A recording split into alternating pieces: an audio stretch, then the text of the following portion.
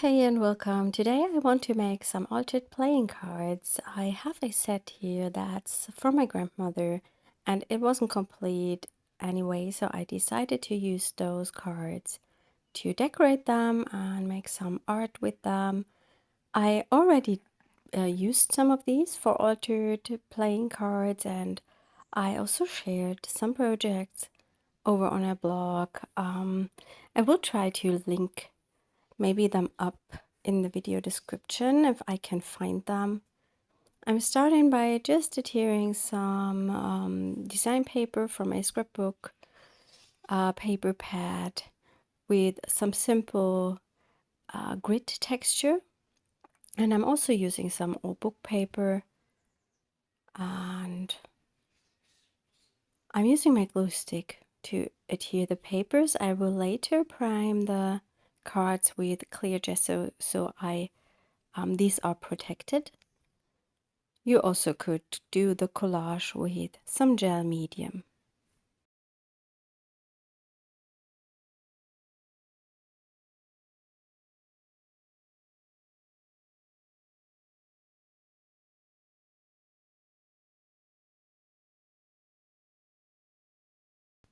For the background, I also picked some handmade papers just from my stash, some scraps. I'm not sure if you can hear that birdie in the background. It's a bit annoyed, I think. It's screaming quite loud. Maybe they have a discussion. I'm using that thin rice paper, which I have stamped. No, that's not true. That's not rice paper. That's an old tea bag, which I had stamped with acrylic paint and a circle stamp. And that's why the glue is coming through, and it's a bit hard to stick it down. But in the end, it works, and this gives a really lovely texture to a project, I feel, because of that tea bag. And I really like to use this as a collage element. And here I'm going in with that brown rice paper that's from a calligraphy paper. And this is also stamped with a circle stamp and black acrylic paint.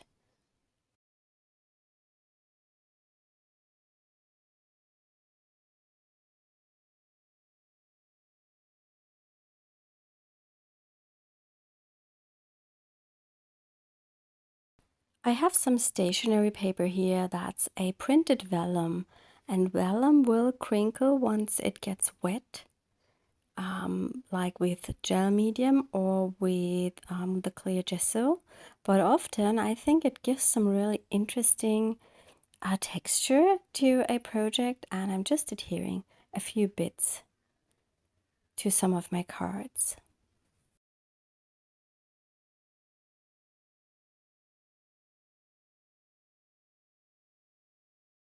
Here I'm using another stamped rice paper, also stamped with white acrylic paint, and a texture stamp.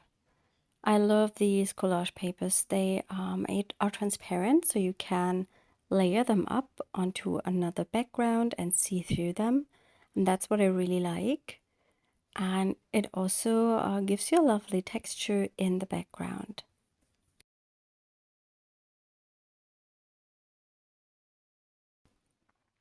I'm also going to use some other stamped rice paper.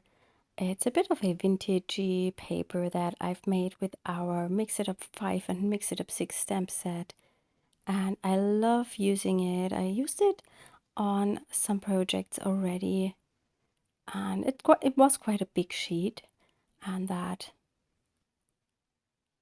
lasts quite a long time.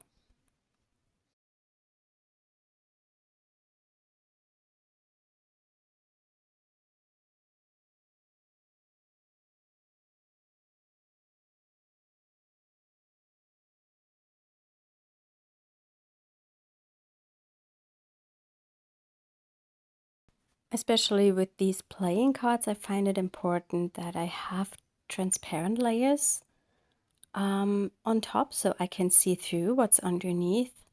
Otherwise, no one would know that these are altered playing cards. So that's the reason why I used a lot of transparent papers here. I'm now going in with the clear gesso and cover each card to prime it, and so I can work over it with other wet mediums.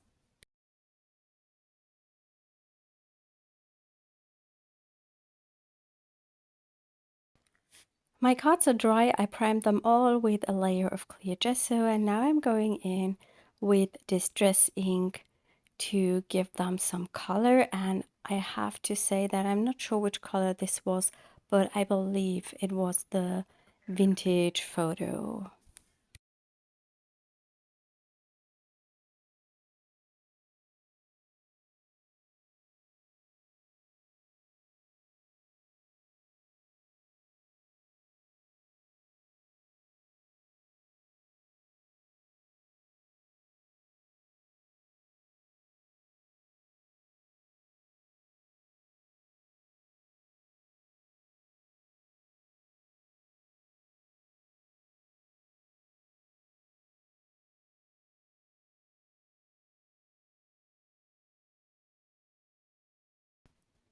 Next, I'm going in with the Distress Oxide Walnut Stain Spray Ink, just because I want to use it, because I never use it. I have no idea what to do with them, and I have them for years, and I have absolutely no idea what they are for and why they are any different than the inks.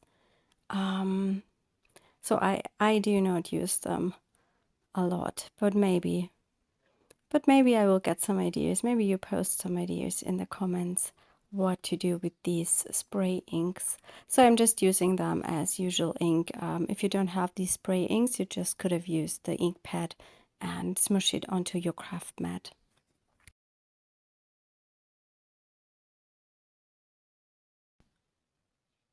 I let those cards dry, and here I'm back with a turquoisey Neocolor. I really like the combination of turquoise and brown, and I'm just adding a little bit of color with that Neocolor crayon. It's the water-soluble version.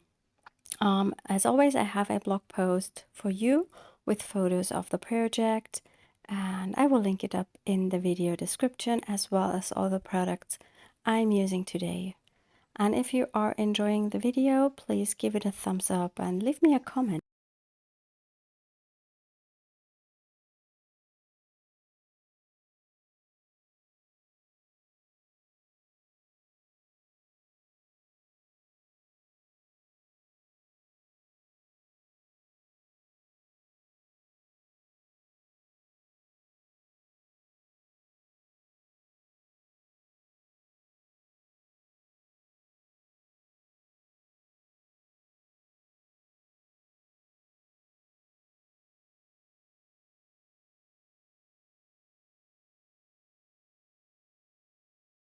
What I love about the Neocolors, they are so versatile. I use them a lot, not only for mixed media, also in my sketchbook for drawing. And here I just scribbled it to my craft mat and then mix it with a bit of water to make some splatters on my project. When the Neocolor is dry, I want to do some stamping, and I'm picking a stitching border. I think it must be the one from the Mix It Up #5 stamp set. And just stamp it to the cards to bring in some texture and interest. I'm not sure if I will stamp it to all of the cards. I think I'm going to mix up different stamps. It's been a while that I made these, so I can't really remember. Yeah, it seems I stamp it to each card. This just brings in even more interest. I think it does not need very much because there is already a lot going on the background.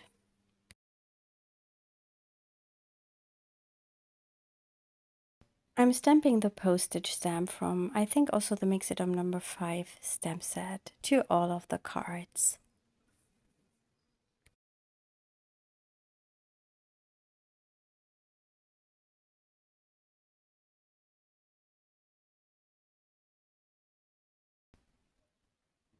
I now picked a turquoisey Posca paint pen to make some marks on the cards.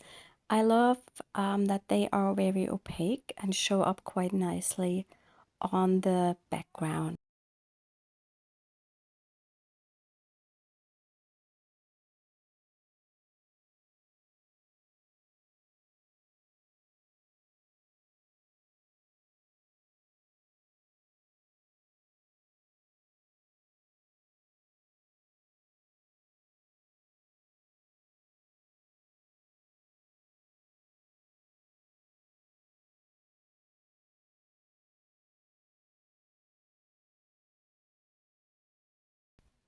I wanted to make some splatters, so I put all the cards close to each other, and I'm using the ivory acrylic ink to make a few splatters onto the background.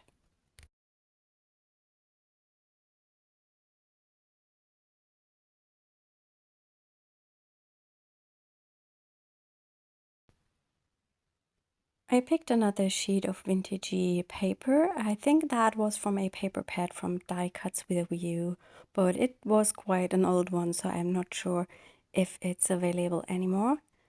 I will try to find it and link it up if I can find it. And I'm using a new stamp set. It's our A to Z stamp set with some letters. And I just stamp the letters and then I am going to cut them out and I will use them on my cards. I will speed up this part a little bit because it's a bit boring otherwise, I think.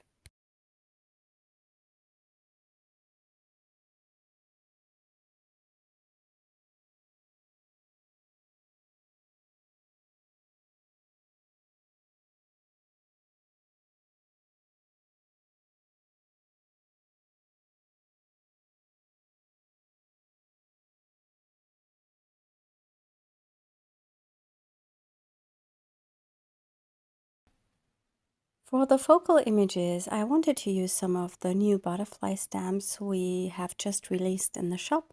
This is the Butterflies and Moth stamp set, and I have already stamped a bunch of them and cut them out, so I have them ready to go. I also cut already the letters apart, so I can then build a word on the card.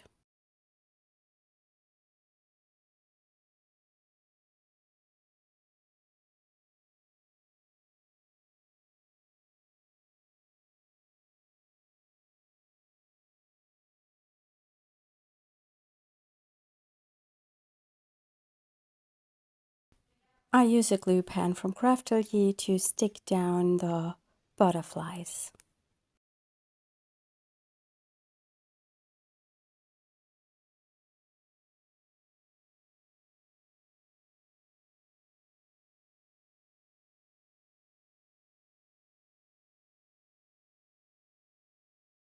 I'm using a glue stick for my letters.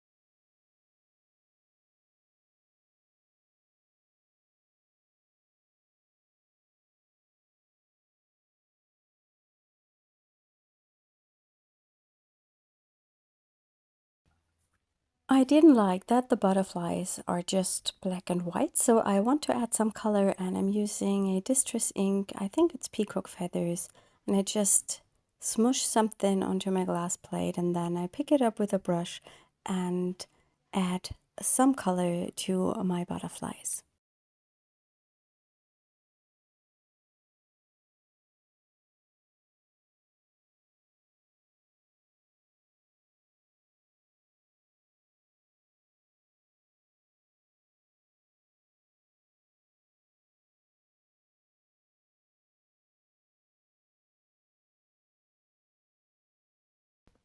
I think this color should be Rusty Hinge. I really like the combination of that orangey turquoise colors.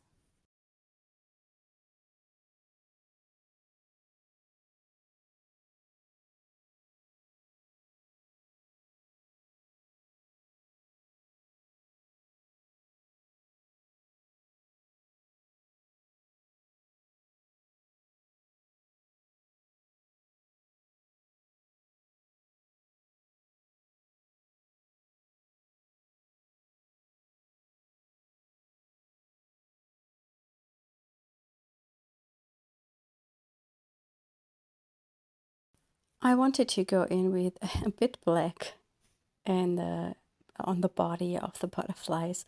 I added way too much to my glass plate here with the big ink pad. And I think it was not necessary to use the black ink on the butterflies here.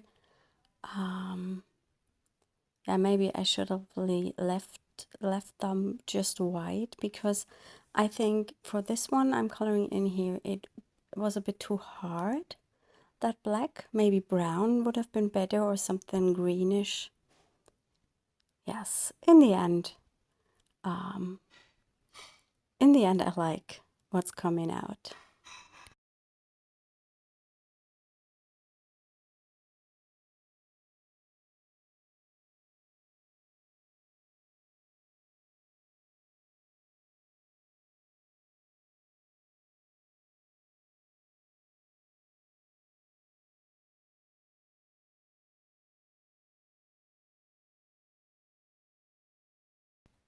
Yes, and these are my 4 cards. I will share a photo at the end with you, and you will find close-up images of every card over on the blog.